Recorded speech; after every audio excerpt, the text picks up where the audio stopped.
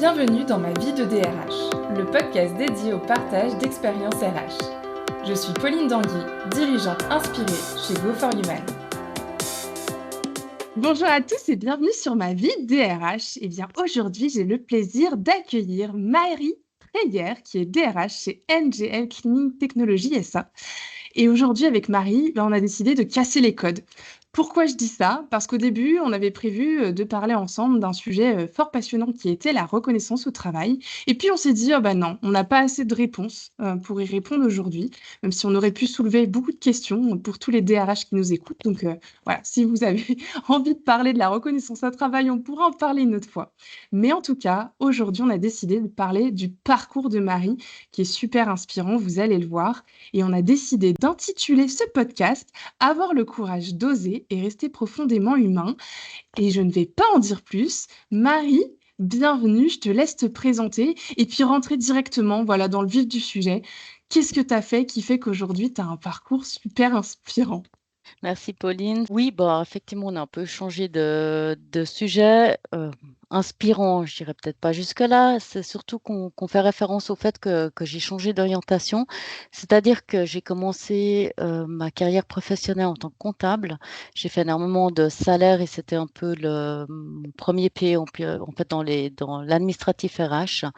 Et une fois que ce métier, en fait, était bien acquis, je me suis lancée dans les RH et maintenant, ça fait 9 ans que j'ai fait mon certificat RH, donc en Suisse. 6 ans, 8 ans par contre, pardon, que j'ai fait le brevet fédéral. Et depuis 2019 que j'ai obtenu, en fait, qu'on a créé pour moi, ce qui est vraiment très cool, un poste de DRH qui n'existait pas du tout dans l'entreprise dans laquelle je travaillais avant en tant que comptable. Donc, tu as fait une longue période en tant que comptable. Et puis, qu'est-ce qui t'a amené finalement à changer un petit peu d'orientation pour passer dans les ressources humaines? Alors, c'est le côté, alors ça paraît bête comme ça, mais je pense la précision. Et les sous, en fait, si on veut. Alors pas les sous dans son salaire, mais j'adorais faire les calculs de salaire et j'adorais le côté des tout ce qui va avec des assurances sociales. Alors c'est extrêmement compliqué. Alors je pense qu'en France, c'est certainement pire. Je connais pas bien, encore moins.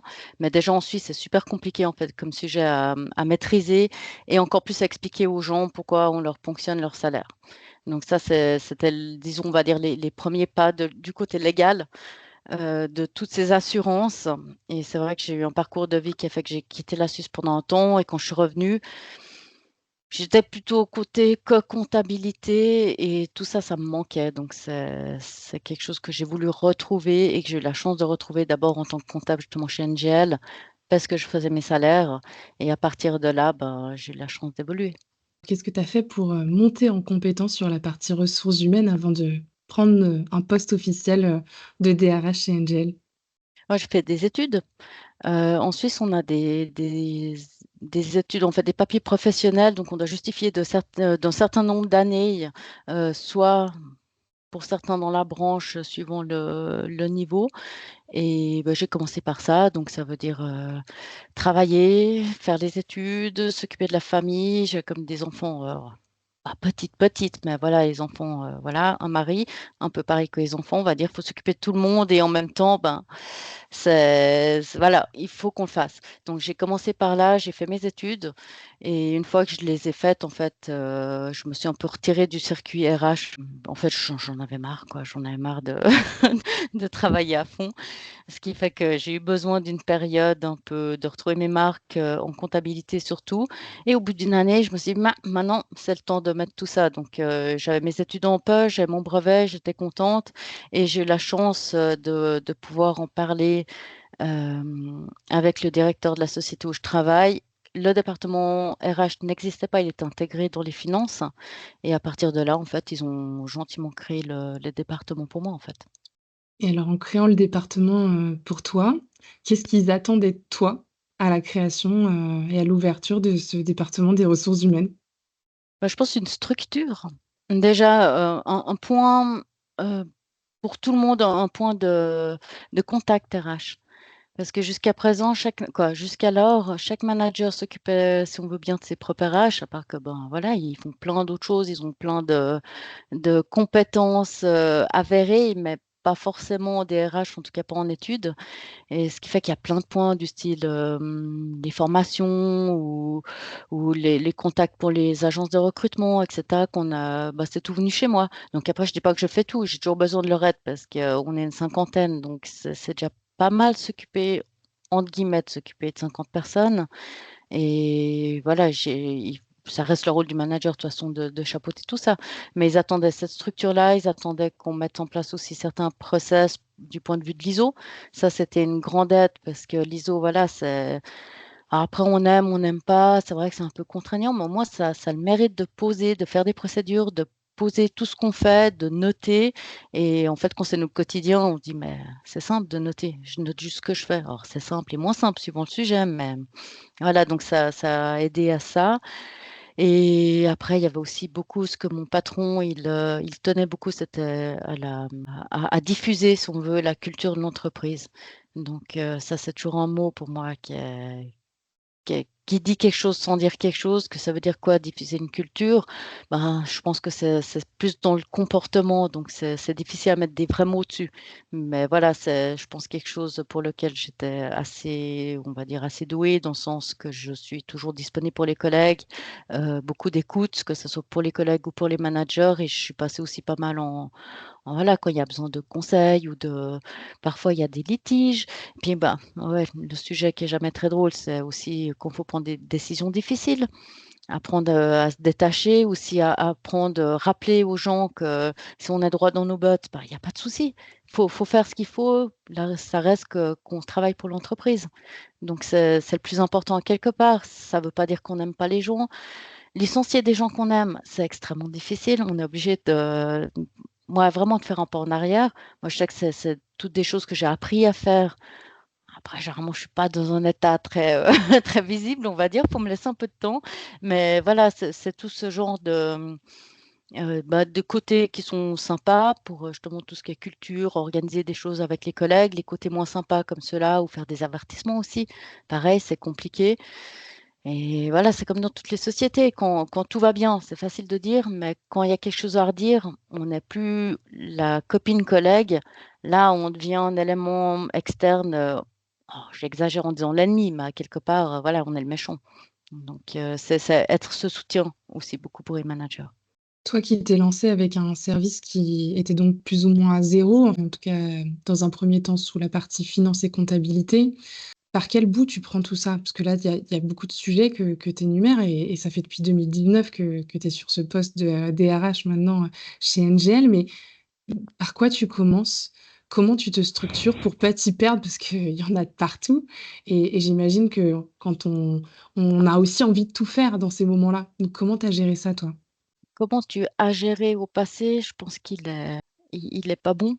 C'est comment je gère encore, parce que je ne pense pas du tout avoir fait le tour des sujets. Euh, On va dire que le soir ou le week-end, des fois, j'ai plein d'idées, puis tout d'un coup, je vois tout ce que ça implique, et chaque fois que tu as une idée, ça met sur une autre idée, ça met sur une autre idée, une autre, et tu dis, mais comment je vais m'en sortir? Donc, moi, j'ai commencé en fait par l'admin, parce que l'admin, je le connaissais, c'était pas un gros effort pour moi, j'ai mes salaires que j'adore faire les salaires, donc tout ça, voilà, tout ce qui est vraiment administratif, j'ai mis des procédures. Certaines ne sont pas complètement finalisées et il y a d'autres choses, bah, j'estime pas avoir encore réussi à structurer. J'essaie d'être là au jour le jour pour les gens déjà, quoi, les gens, les collègues, parce qu'il faut être là, il faut être disponible et ça, c'est un côté, je pense, très important et d'où le côté rester humain. C'est pas oublier que, voilà, on n'est pas des machines, que les gens doivent être à l'écoute, qu'on doit s'habituer à offrir de la flexibilité, alors aussi dans un cadre, parce que malheureusement, l'humain étant ce qu'il est, on a toujours tendance à demander autre chose, on donne un bras, on veut un peu plus, on comprend pas quand ça change. Donc voilà, on essaye de faire ça en prenant tout en compte et c'est un peu en casse-tête. Donc, structuré, je dirais pas que mon département il est vraiment structuré, parce que déjà, je suis toute seule actuellement. Donc, moi, ma structure, c'est au jour le jour, être là pour les gens et répondre aux demandes, en fait. Je vais peut-être reboucler avec le titre, mais tu disais avoir le courage d'oser et rester profondément humain. Ça veut dire quoi pour toi? Alors, oser, pour moi, c'est de s'enlever les barrières qu'on se met souvent en tant qu'être humain, de toujours penser si je fais ça, j'ai envie de ça, mais qu'est-ce que ça impliquera? Oui, mais si, mais ça, je vais perdre ci, là, là, etc.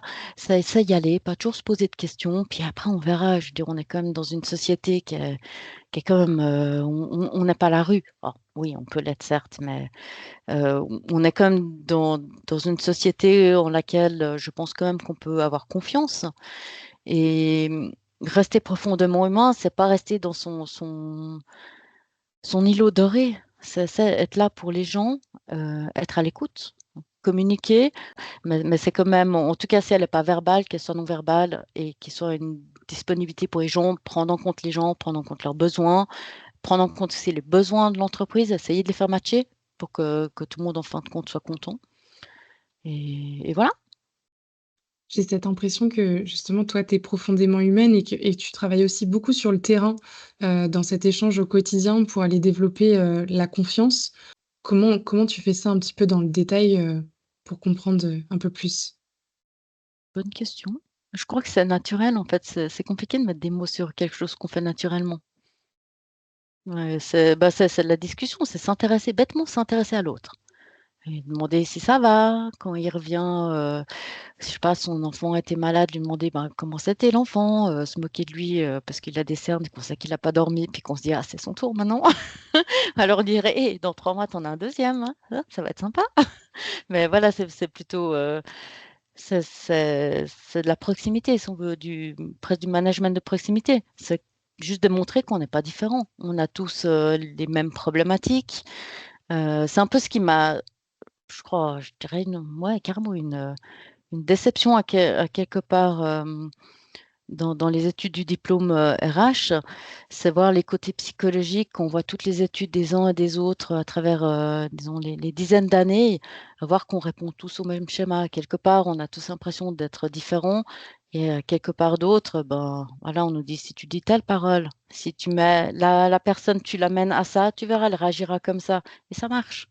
Donc d'un côté, je trouve ça affreux parce que j'ai l'impression qu'on est tous des moutons et de l'autre côté, bah, je me dis: «Bah, c'est rassurant», mais c'est ça aussi, c'est s'intéresser à l'autre, aller lui poser la question et juste être là, lui démontrer que, OK, je fais partie de la direction, je le mérite pas, ça, c'est encore un autre sujet, mais c'est pas parce que je suis à la direction que je suis pas ta collègue. Et tu disais qu'il y avait un vrai besoin aussi d'aider les managers qui avant géraient vraiment tout de leur côté. En plus de cette écoute, de cette compréhension et de cette même mise à niveau, qu'est-ce que tu leur apportes dans le quotidien qui peut les aider? Donc moi, j'essaye, heu, vraiment d'apporter une stabilité et une confiance. Je veux être une écoute active et pouvoir donner des conseils. Donc je pense que comme tout le monde.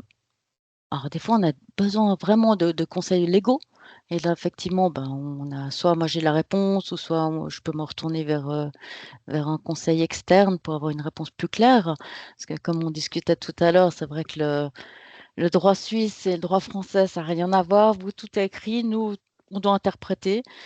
Donc voilà, c'est souvent une difficulté et chaque juriste l'interprète différemment. Après, il y a jurisprudence encore, voilà, c'est aussi une aide.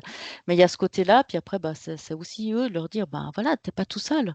Tu as un problème avec ton équipe, oui, c'est toi qui manage, c'est toi qui vois avec eux si leur travail donne satisfaction ou pas, mais moi, je peux t'aider. Je peux t'aider à être là pour écouter, je peux t'aider pour, te rappeler. Mets-toi à la place de ton collègue, 2 secondes au lieu de te mettre juste en chef de: "Je veux ça"».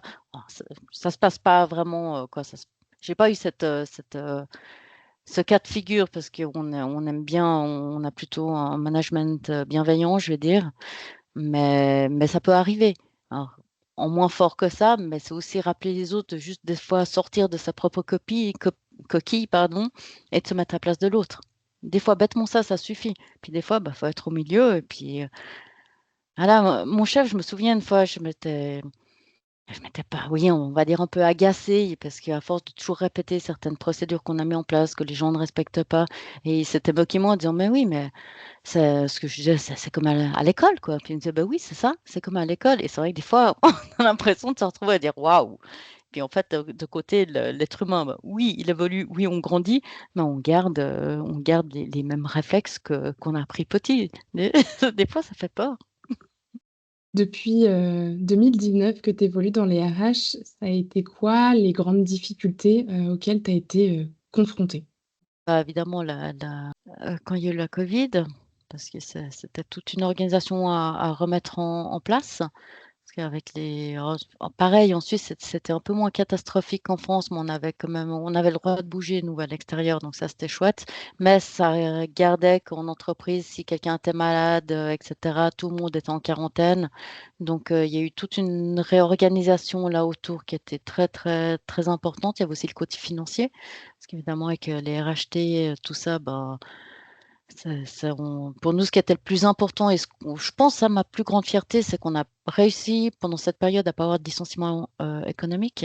On a réussi à garder tout le monde. Les gens qui sont partis, on a deux personnes qui sont parties pendant cette période-là, mais c'est des départs naturels qu'on n'a pas remplacés. Donc, c'était plutôt, ouais, je dirais, un gros challenge, c'était cette période-là.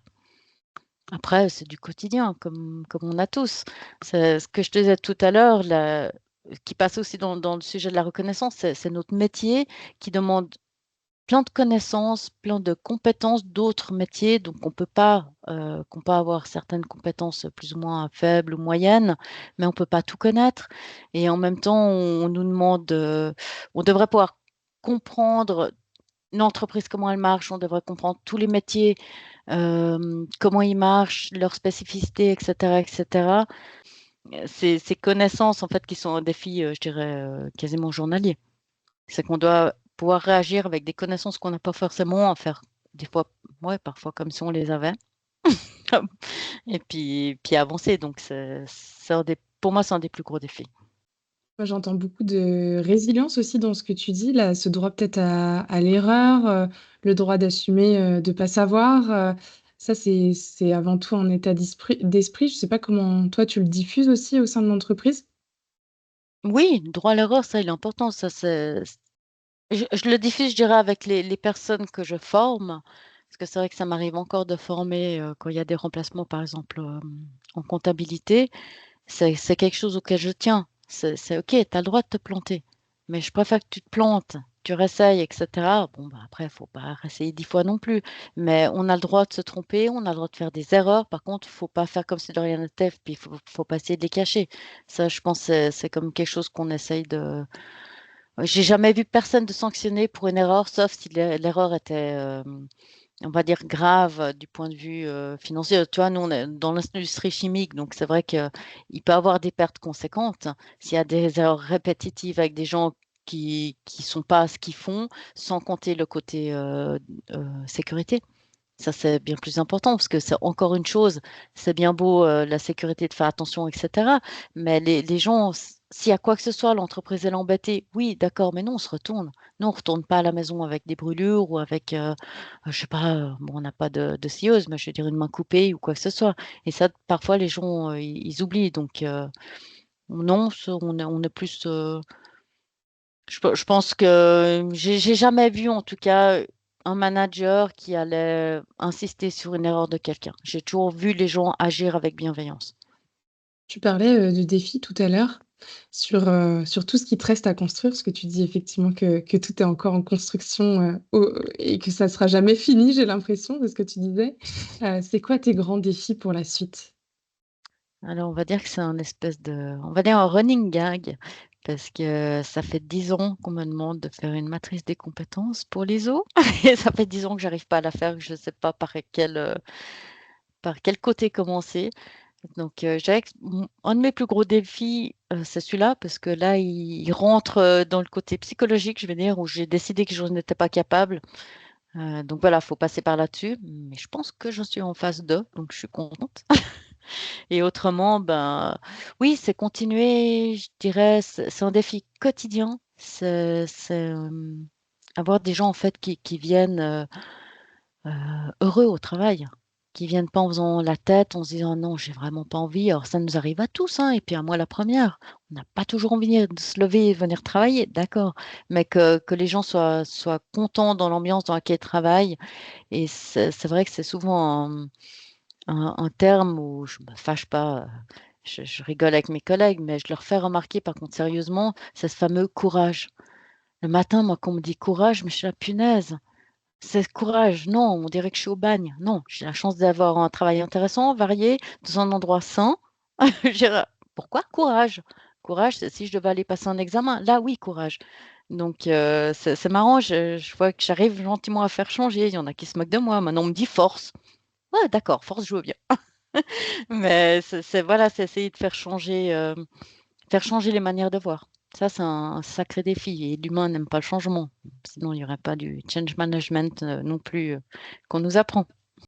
À travers tout ce que tu as traversé, avant, comptabilité, cette, réorientation et puis, depuis quelques années en RH maintenant, hem, ça serait quoi les grands conseils que tu pourrais partager à des DRH ou des RH qui t'écoutent, et que toi tu as appris en chemin? À s'écouter, je dirais, pas toujours se mettre de côté, à s'affirmer, à écouter ses instincts. Des fois, quand c'est juste de l'instinct, c'est difficile à expliquer face à quelqu'un, mais je pense qu'il faut qu'on l'apprenne parce que souvent, je veux dire, c'est pas pour rien qu'on est dans les RH, c'est qu'on aussi on apprend à développer cet instinct, qu'il soit pour les recrutements et cetera et sinon, bah, voilà, tu commences un peu à me connaître donc j'ai pas vraiment la prétention de donner des conseils, mais voilà, juste rester soi-même et être là pour l'autre, être là pour soi-même aussi parce que faut le faire. Si nous-mêmes on n'est pas bien, on peut rien apporter aux autres, mais c'est pas oublier que dans notre métier, il y a le mot, humain, c'est pas pour rien. Merci Marie pour, ces partages et ces conseils et surtout pour la sincérité que tu nous as apportée là. Je sais que tu es pas quelqu'un qui aime te mettre en avant ou valoriser ce que tu as fait, mais finalement, tu as réussi quand même un petit peu à le faire, même si je t'ai un peu poussée et merci pour ces partages Marie, vraiment très sincèrement et j'espère que tous ceux qui nous écoutent auront vu, la valeur dans ce témoignage que tu viens de nous faire. Pour tous ceux qui nous écoutent, eh bien, je vous dis à très bientôt pour un nouvel épisode de Ma vie de DRH et surtout, merci beaucoup Marie pour le temps que tu viens de nous accorder et la valeur que tu viens de donner par, ce partage-là. Merci à toi. Et voilà, cet épisode est terminé. Merci de nous avoir écoutés et si ce podcast vous a plu, n'hésitez surtout pas à le partager autour de vous. À très vite pour un prochain épisode de Ma vie de DRH.